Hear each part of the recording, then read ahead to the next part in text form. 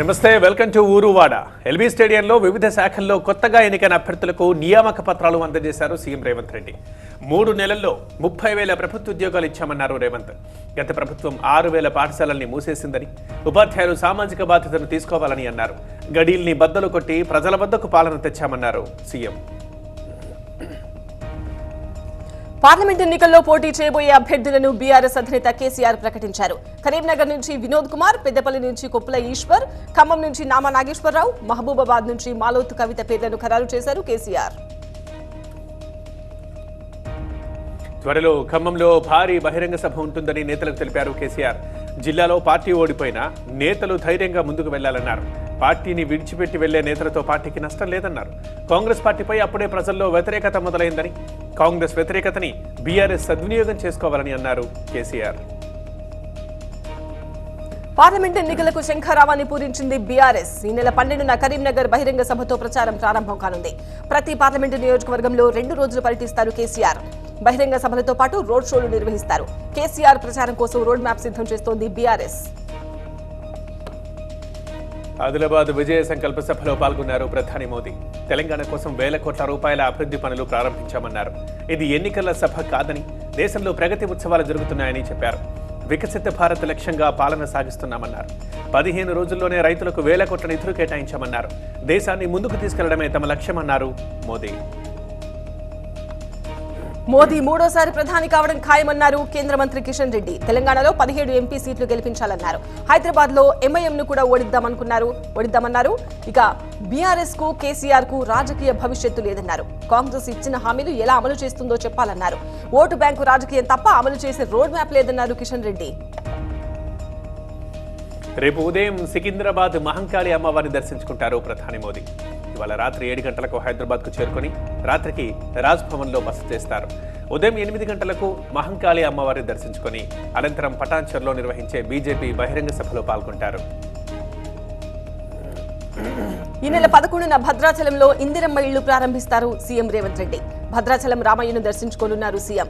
రాములూరి దర్శనం తర్వాత ఇళ్ల పథకం ప్రారంభోత్సవం జరగనుంది. 11న సాయంత్రం బహిరంగ సభలో పాల్గొంటారు రేవంత్. హైటెక్స్ లో 50వ డైరీ ఇండస్ట్రీ కాన్ఫరెన్స్ సదస్సులో పాల్గొన్నారు మంత్రి తుమ్మల నాగేశ్వరరావు. తెలంగాణలో పాడి డిమాండ్కు తగిన ఉత్పత్తి లేదన్నారు. పాడి ఉత్పత్తిని పెంచాల్సిన అవసరం ఎంతైనా ఉందన్నారు. ప్రభుత్వ రంగ పాడి పరిశ్రమల అభివృద్ధికి ప్రైవేట్ డైరీ సంస్థలు సహకరించాలన్నారు తుమ్మల. ఈ నెల 11న భద్రాచలంలో సీతారామ ప్రాజెక్టుపై సీఎం రేవంత్ రెడ్డి రివ్యూ సమావేశం ఉంటుందన్నారు మంత్రి పొంగులేటి. డబ్బులిస్తే ఉద్యోగాలు ఇస్తామని ఏ శాఖలోనైనా పనిచేసే అధికారులు వ్యవహరిస్తే వెంటనే సర్వీస్ నుంచి రిమూవ్ చేస్తామన్నారు. ప్రభుత్వ ఆసుపత్రుల్లో వైద్యులు అందుబాటులో ఉండాలన్నారు మంత్రి. జీవో నెంబర్ 3ని ప్రభుత్వం రద్దు చేయాలన్నారు ఎమ్మెల్సీ కవిత. కాంగ్రెస్ వైఖరిపై ఈ నెల 8న ధర్నా చౌక్లో నల్ల బ్యాడ్జీలతో నిరసన చేపడతామన్నారు. మోదీని పెద్దన్న అని సీఎం రేవంత్ అనడం మంచిదే, కానీ ఆ పెద్దన్న తెలంగాణకు ఏమీ చేయలేదన్నారు కవిత. కాంగ్రెస్ ప్రభుత్వం ఎల్ఆర్ఎస్ ను ఉచితంగా ఇవ్వాలని డిమాండ్ చేశారు కేటీఆర్. విపక్షంలో ఉన్నప్పుడు కాంగ్రెస్ నేతలు ఎల్ఆర్ఎస్ ను ఉచితంగా ఇస్తామని చెప్పిన విషయాన్ని ఈ సందర్భంగా గుర్తు చేశారు. అధికారంలోకి వచ్చిన తర్వాత మాట ఎందుకు మారుస్తున్నారని మండిపడ్డారు ఆయన. ఎల్ఆర్ఎస్ తో రాష్ట్ర ప్రజలపై 20,000 కోట్ల రూపాయల భారం పడుతుందని కేటీఆర్ ఆరోపించారు. ప్రధాని మోదీ, సీఎం రేవంత్లు అలై బలై చేసుకున్నారన్నారు పల్లా రాజేశ్వర్ రెడ్డి. కాంగ్రెస్ బీజేపీల మధ్య చీకటి ఒప్పందం కుదిరిందన్నారు. రేవంత్ వ్యాఖ్యలతో ఈ విషయం తేలిపోయిందన్నారు. మోదీని రాహుల్ గాంధీ విమర్శిస్తుంటే రేవంత్ మాత్రం పొగుడుతున్నారని, ఇక ఇదే సాక్ష్యమని చెప్తున్నారు పల్లా. తెలంగాణలో 5 ఎంపీ స్థానాలు ప్రతిపాదించామన్నారు ఎమ్మెల్యే కూనంనేని. కాంగ్రెస్ 1 స్థానం ఇస్తుందని అనుకుంటున్నామన్నారు. ఇవ్వకపోతే ఏం చేయాలో ఆలోచిస్తామన్నారు. బీజేపీ ఇచ్చిన ఒక్క హామీ నెరవేర్చలేదన్నారు కూనంనేని. ముషీరాబాద్ లో పర్యటించారు మంత్రి పొన్నం. ప్రభుత్వ పాఠశాలలో అభివృద్ధి కార్యక్రమాలు ప్రారంభించారు. విద్యా వ్యవస్థకు ప్రభుత్వం అధిక ప్రాధాన్యత ఇస్తుందన్నారు మంత్రి. మన బడి మన బస్తీ ద్వారా స్కూళ్ల నిర్మాణం చేశామన్నారు. పేదలకు నాణ్యమైన విద్య అందించేందుకు కృషి చేస్తున్నామన్నారు మంత్రి పొన్నం. నాగర్ కర్నూలు నుంచి పోటీలో ఉంటానన్నారు కాంగ్రెస్ నేత మల్లు రవి. టికెట్ తమకే ఇస్తానని సీఎం స్పష్టంగా చెప్పారని, సర్వేల్లో తానే ముందున్నానన్నారు ఆయన. బీఆర్ఎస్ బీఎస్పీ మధ్య చర్చలు జరుగుతున్నాయని చెప్పారు. బీఆర్ఎస్ అభ్యర్థులకు ఓటమి భయం పట్టుకుందన్నారు మల్లు రవి. మంగళగిరి పార్టీ కార్యాలయంలో జనసేన కార్యకర్తలతో భేటీ అయ్యారు పవన్ కళ్యాణ్. రెండు పార్టీల నాయకులతో త్వరలోనే ఒక ప్రత్యేక సమావేశం ఏర్పాటు చేసి ఎన్నికల నిర్వహణ బాధ్యతల్ని అప్పగిస్తామన్నారు పవన్. రేపు బీసీ డిక్లరేషన్ చంద్రబాబు పవన్ కళ్యాణ్ ప్రకటించబోతున్నారన్నారు అచ్చెన్నాయుడు. టీడీపీ జనసేన అధికారంలోకి రాగానే ఏం చేస్తారు అనేది రేపటి సభ ద్వారా తెలియజేస్తామన్నారు. రాష్ట్రం నలుమూలల నుంచి పార్టీలకు అతీతంగా బీసీలు తరలిరాబోతున్నారని చెప్పారు ఆయన. పురాణాల్లో చదివిన రాక్షస పాలన కంటే ఇవాళ రాష్ట్రంలో ప్రత్యక్షంగా రాక్షస పాలన చూస్తున్నామన్నారు ఎమ్మెల్యే బాలకృష్ణ. వైసీపీని పాతాళంలోకి తొక్కేసేందుకు టీడీపీ జనసేన సిద్ధమయ్యాయన్నారు. పెనుకొండలో కదలిరా బహిరంగ సభలో పాల్గొన్న ఆయన ఈ వ్యాఖ్యలు చేశారు. పవన్ చంద్రబాబుపై మండిపడ్డారు ఎమ్మెల్యే కొడాలి నాని. వెన్నుపోటుకు బాబు, నాదెండ్ల బ్రాండ్ అంబాసిడర్ అని విమర్శించారు. పవన్ కళ్యాణ్ ను చంద్రబాబే ఓడిస్తారన్నారు. టీడీపీ నేతలు జనసేనకు ఓటేస్తారా అని ప్రశ్నించారు కొడాలి నాని. ఏపీలో మరింత దూకుడు పెంచింది బీజేపీ. ఎన్నికల మేనిఫెస్టోపై కమలం పార్టీ కసరత్తు చేస్తోంది. బీజేపీ రాష్ట్ర కార్యాలయంలో పురంధేశ్వరి అధ్యక్షతన రెండోసారి భేటీ అయింది. మేనిఫెస్టోలో పెట్టాల్సిన అంశాలపై కమిటీ కసరత్తు చేస్తోంది. ప్రజా సమస్యలు, సామాజిక వర్గాలపై ఫోకస్ పెట్టింది.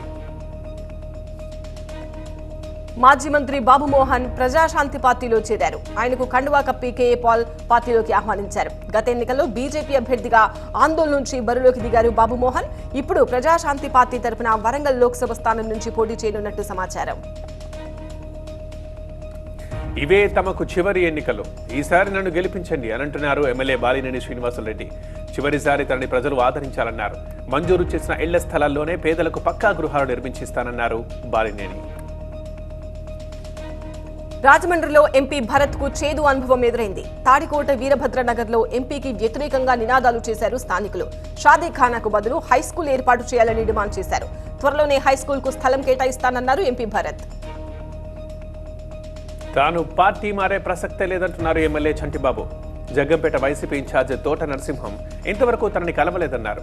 ఎంపీ అభ్యర్థి చలమలశెట్టి సునీల్ మాత్రం అందరినీ కలుపుకొని వెళ్తున్నారని, తోట నరసింహానికి ఆ ఆలోచన లేనట్లుందని అంటున్నారు చంటిబాబు.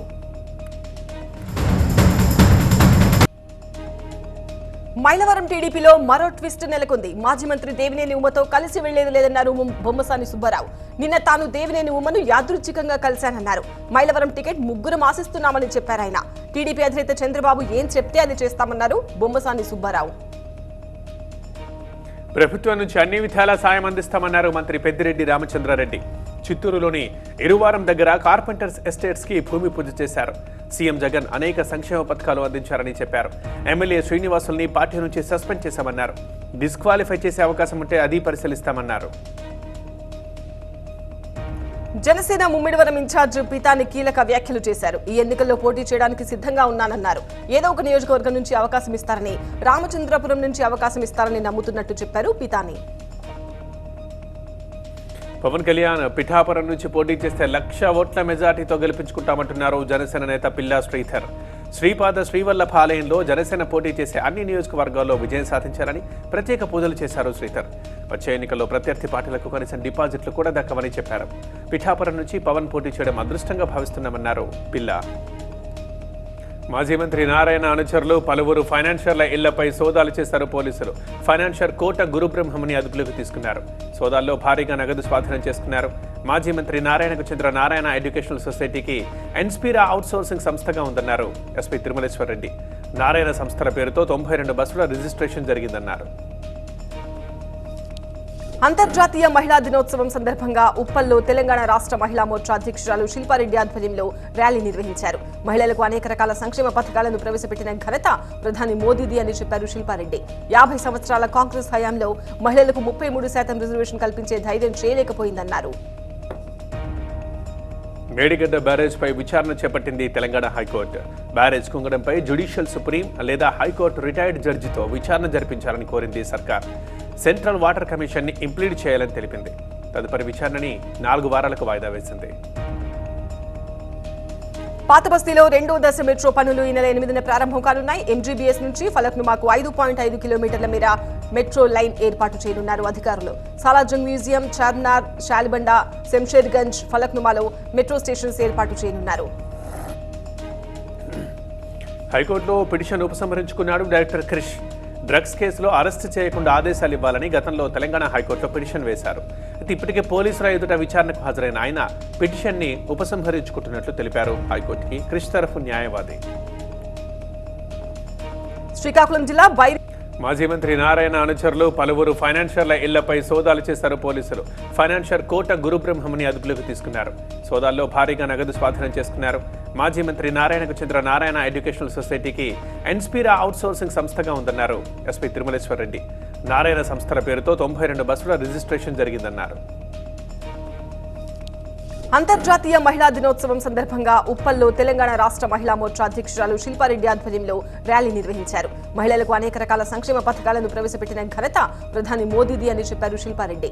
50 సంవత్సరాల కాంగ్రెస్ హయాంలో మహిళలకు 33% రిజర్వేషన్ కల్పించే ధైర్యం చేయలేకపోయిందన్నారు.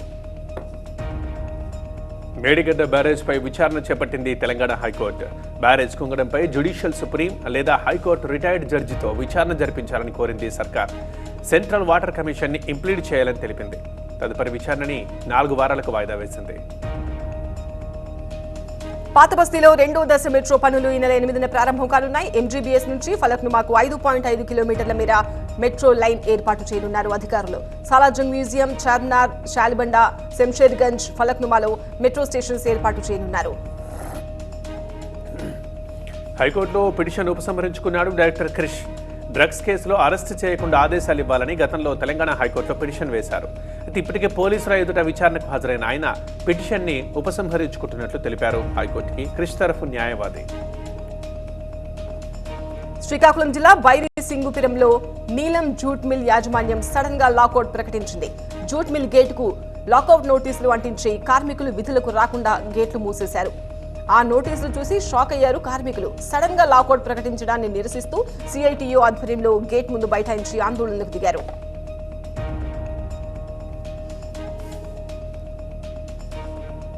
హనుమకొండ జిల్లాలో సాగునీటి కోసం రైతులు రాస్తారోకో చేపట్టారు. హసన్పర్తి మండలం అనంతసాగర్ సమీపంలో జాతీయ రహదారిపై బైఠాయించారు రైతులు. సాగునీరు లేక పంటలు ఎండుతున్నాయని ఆవేదన వ్యక్తం చేశారు. పంటలు కాపాడేందుకు ఎస్ఆర్ఎస్పీ కాల్వ నీళ్లను వాగులోకి విడుదల చేయాలంటూ డిమాండ్ చేశారు.